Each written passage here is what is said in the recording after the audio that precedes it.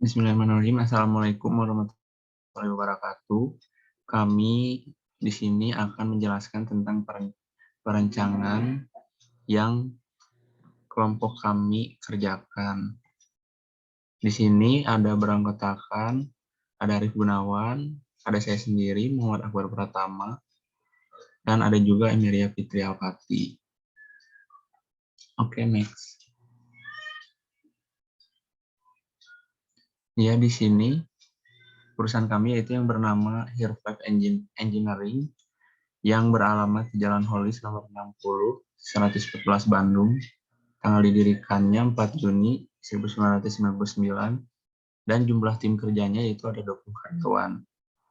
Visi dari perusahaan kami yaitu menjadikan perusahaan yang memiliki produk berkualitas tinggi dan unggul.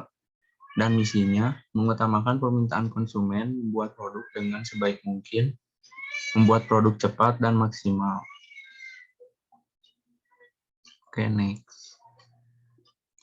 Nah, di sini juga ada latar belakang dari perusahaan kami, yaitu pada saat ini dunia industri sedang mengalami perkembangan yang sangat pesat. Tidak hanya menjaga kualitas, namun perusahaan harus tetap memperhatikan keinginan konsumen baik dari segi kualitas dan juga desain yang diinginkan. Suara konsumen sangatlah penting guna menjaga kepercayaan konsumen terhadap perusahaannya.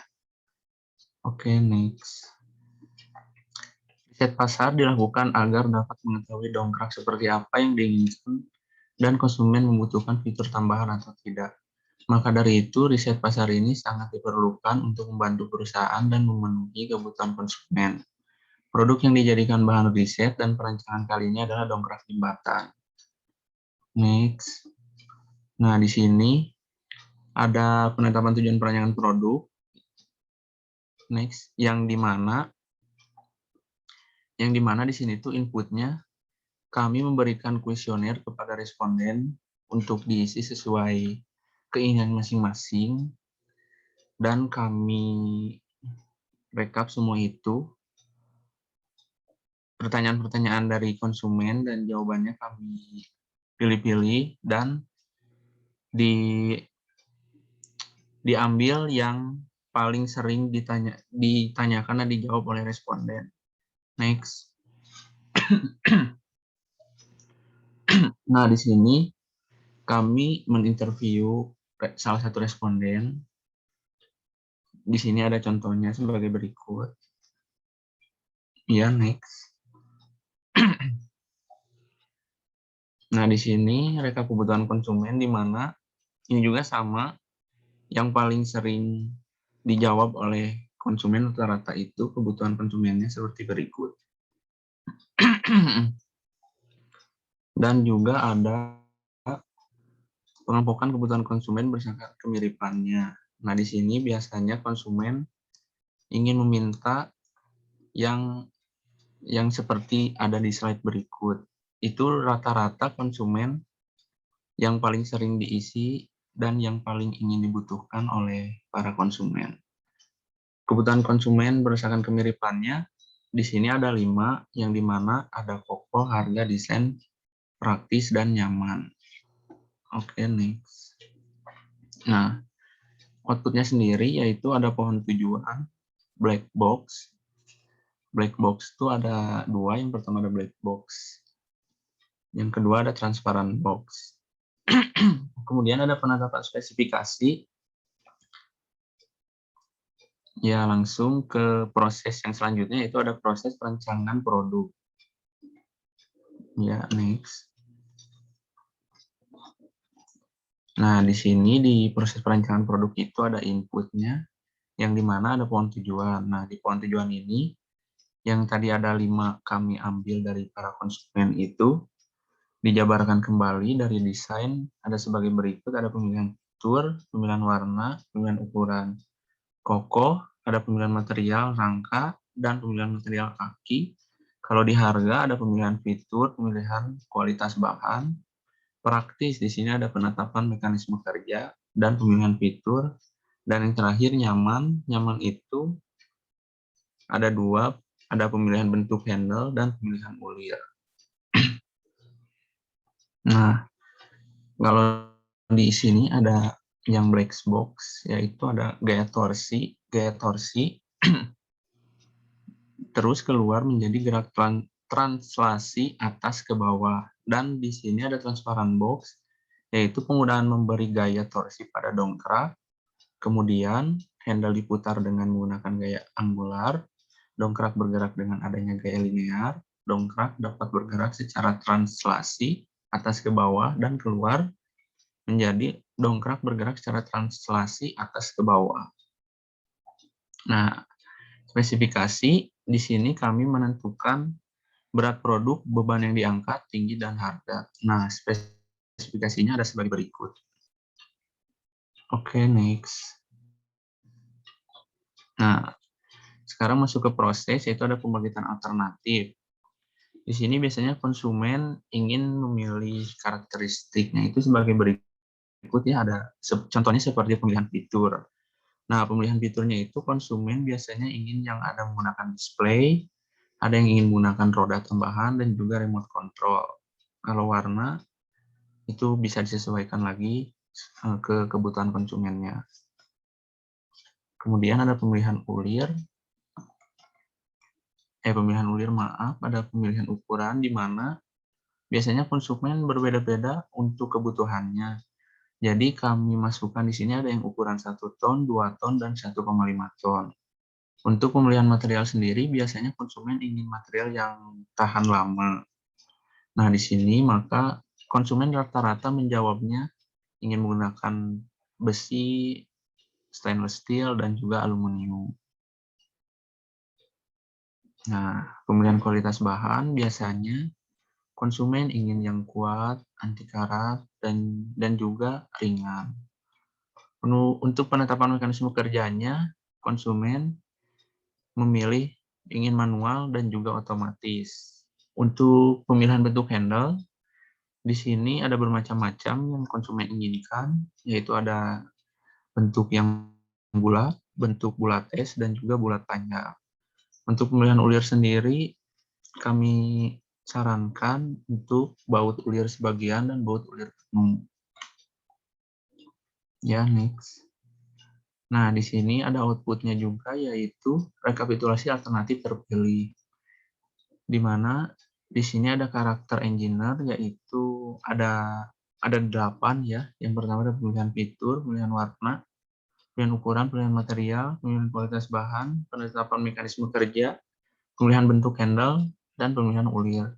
Untuk alternatif terpilihnya, yang pertama itu ada roda. Kalau untuk di warna ada biru, ukurannya 1 ton, pemilihan materialnya aluminium, kualitas bahannya ingin kuat, penetapan mekanisme kerjanya manual, pemilihan bentuk handle-nya bulat es, dan untuk pemilihan ulir ada ulir penuh.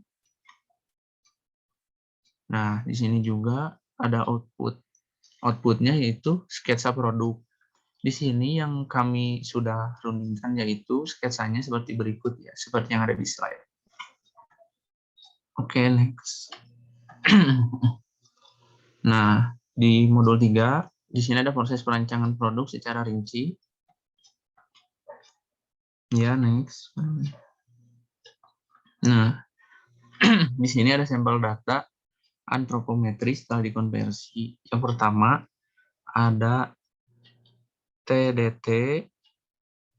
Nah, dan di sini ada beberapa data yang dikonversi, ada mungkin beberapa data cukup banyak juga, bisa dilihat sebagai berikut aja. Untuk diproses, ini ada rekapitulasi data antropometri yang digunakan, yaitu yang pertama ada TTG. TTG itu adalah tebal telapak tangan genggam, kalau LJ lebar jari, PLB itu pangkal lengan bawah, dan PKT yaitu pangkal ke tangan. Untuk data-datanya bisa dilihat ya di slide ini. Ini tabel rekapitulasi dimensi komponen produk, yang dimana yang tadi RJ itu kita persentil jadi beberapa persen, dan dimasukkanlah data sebagai berikut yang ada di slide sesuai slide. Nah, di sini juga ada alasan pemilihan persentil ya, bisa dilihat. Contohnya di yang nomor 1, alasan pemilihan persentil itu ya yang memilih 95% terpilih karena pegangan handle dengan ukuran yang panjang tetap bisa digunakan persentase 5% dan bisa dilihat lagi ke bawahnya ya, seperti yang ada di slide. Oke, next. Nah, outputnya di sini ada dimensi major produk yang dimana panjangnya yang panjang itu kan komponennya handle. Nah, dimensinya P, ukuran majornya 250,5. Untuk dimensi lebar produknya di sini ada 3, ada handle, lengan atas, lengan bawah, dan yang ini dimensi tinggi produk ada 3 juga sama handle, lengan atas, lengan bawah, dan ukuran majornya itu berbeda. Oke, next.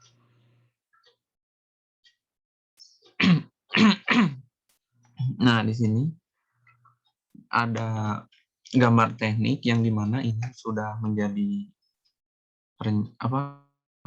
bukan sketsa lagi gitu ya, udah jadi gambar fix kalau bisa dibilang. Ini contohnya ada gambar lengan atas yang sudah perusahaan kami buat seperti ini contohnya. Next. Ada lengan bawah juga seperti ini. Dudukan ulir kanan, dudukan ulir kiri, ada ring ulir, bantalan luncur, poros berulir, penyangga atas, kaki penyangga bawah, baut bawah, muer, bantalan baut bawah, penyangga atas, plat penyangga bawah, bantalan baut atas, handle. Dan jadilah seperti ini kalau sudah komponennya dirakit, akan menjadi dongkrak jembatan yang modern seperti ini. Ini yang perusahaan kami buat dongkrak jembatannya. Oke, next. Oke. Baik, selanjutnya yaitu mengenai perancangan sistem kerja. Setelah tadi kami merancang produknya, maka kita juga harus merancang sistem kerjanya, termasuk dari uraian proses perakitannya. Di sini terdapat beberapa rakitan. Tadi kami memiliki ada 16 komponen. Kemudian 16 komponen tersebut kita rakit menjadi beberapa rakitan. Di sini contohnya ada lengan atas dirakit dengan lengan bawah menjadi rakitan 1, seterusnya hingga menjadi rakitan 25. Kemudian kami juga mengukur waktu proses yang dilakukan dari setiap rakitannya. Di sini kami mengukur sampai dengan 30 kali. Semuanya, yaitu dari 25 rakitan kami ukur, sehingga ada datanya pada slide. Kemudian untuk mencari waktu bakunya, kami harus menghitung dulu waktu siklus dan waktu normalnya. Untuk waktu siklus, ini kita jumlahkan dari hasil waktu proses setiap rakitannya. Kemudian dibagi dengan jumlah data yang kami ambil, yaitu 30, kemudian didapatkan waktu siklusnya 5,828 menit. Setelah menghitung waktu siklus, kami menghitung waktu normal. Pada waktu normal ini dibutuhkan faktor penyesuaian karena setiap pekerja berbeda-beda kemampuannya. Maka pada perancangan ini, kemampuan seorang pekerjanya yaitu keterampilannya good, usahanya average fair, kondisi kerja dan konsistensinya excellent. Kemudian dihasilkan faktor penyesuaiannya yaitu 1,13. Sehingga waktu normal yang bisa kami hitung yaitu 1,13 tadi kami kalikan dengan waktu siklus yang telah dihitung sebelumnya, sehingga didapatkan waktu normalnya yaitu 6,586 menit. Selanjutnya baru kita bisa menghitung waktu baku. Di waktu baku ini yang diperlukan adalah faktor kelonggaran. Karena pasti setiap pekerja membutuhkan toleransi untuk melakukan kegiatan lain dan juga dibutuhkan faktor kelonggaran sesuai dengan lingkungan pekerjaannya. Di sini faktornya seperti bekerja di meja, duduk, kemudian pekerjaannya ringan, gerakan kerjanya normal, pandangannya hampir terus-menerus, dan sampai pada kondisi lingkungannya kami perhatikan. Di sini dihasilkan faktor kelonggarannya yaitu 9%. 9% ini kemudian kami kalikan dengan waktu normal yang telah tadi kami hitung, sehingga dihasilkan waktu bakunya yaitu 7,179 menit. Kemudian dari sistem kerja yang tadi, kita lakukan perbaikan supaya bisa lebih baik sistem kerjanya. Ini adalah tata letak sekarang atau tata letak sebelumnya. Posisi komponen dengan perakit itu seperti ini. Kemudian kami rancang tata letak usulannya sehingga ada beberapa komponen yang letaknya berubah. Ini merupakan tata letak usulannya. Kemudian dari uraian prosesnya juga kami buat lebih singkat. Yang tadinya perakitannya ada 25, setelah kami usulkan proses perakitan yang barunya, itu menjadi 21 rakitan. Kemudian setelah kami usulkan uraian proses yang baru tadi, maka kami juga menghitung waktu proses dari setiap rakitannya.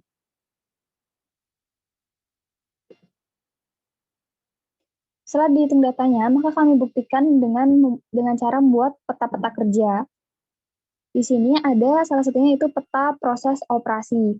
Dari peta proses operasi usulan ini dihasilkan 299 proses, kemudian 49 pemeriksaan, sehingga dihasilkan totalnya yaitu 345 kegiatan. Di sini juga kami membuat peta perakitannya dari dongkrak jembatan. Kemudian kami juga membuat peta tangan kanan dan tangan kirinya. Untuk mengetahui kegiatan dari setiap tangan kanan atau tangan kirinya. Kemudian setelah dihitung menggunakan usulan kami, waktu baku yang dihasilkan yaitu 4,42 menit.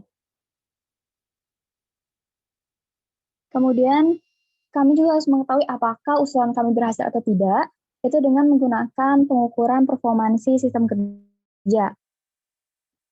Di sini ada peta tangan kanan, tangan kiri yang sekarang, itu diketahui bahwa waktu bakunya 7 menit. Kemudian pada peta tangan kanan, tangan kiri yang usulan diketahui bahwa waktu bakunya 4 menit. Kemudian proses perakitan dongkrak jembatan ini kami ukur juga waktu normalnya menggunakan metode MOS atau metode tidak langsung. Di sini pada pengukuran waktu normal dengan MOS yang sekarang dihasilkan waktu normalnya yaitu 278 detik. Sedangkan pada yang usulannya dihasilkan 218 detik. Maka kita bisa hitung waktu bakunya. Dengan kelonggaran 16%, waktu baku sekarang memiliki nilai 5,380 menit. Sedangkan pada waktu usulan didapatkan 4,224 menit. Di sini terlihat bahwa adanya perbedaan waktu baku dari waktu baku sekarang ke waktu baku usulan. Nah, perubahan waktu yang lebih singkat tadi dari waktu baku sekarang ke usulan membuktikan bahwa perancangan dongkrak jembatan ini dinilai berhasil karena terlihat dari waktu bakunya yang lebih efisien karena lebih singkat, maka dapat membuat perakitan menjadi lebih produktif. Maka yang kami harapkan adalah usulan perancangan ini bisa diimplementasikan oleh para perancang. Sekian dari kami. Terima kasih atas perhatiannya. Assalamualaikum warahmatullahi wabarakatuh.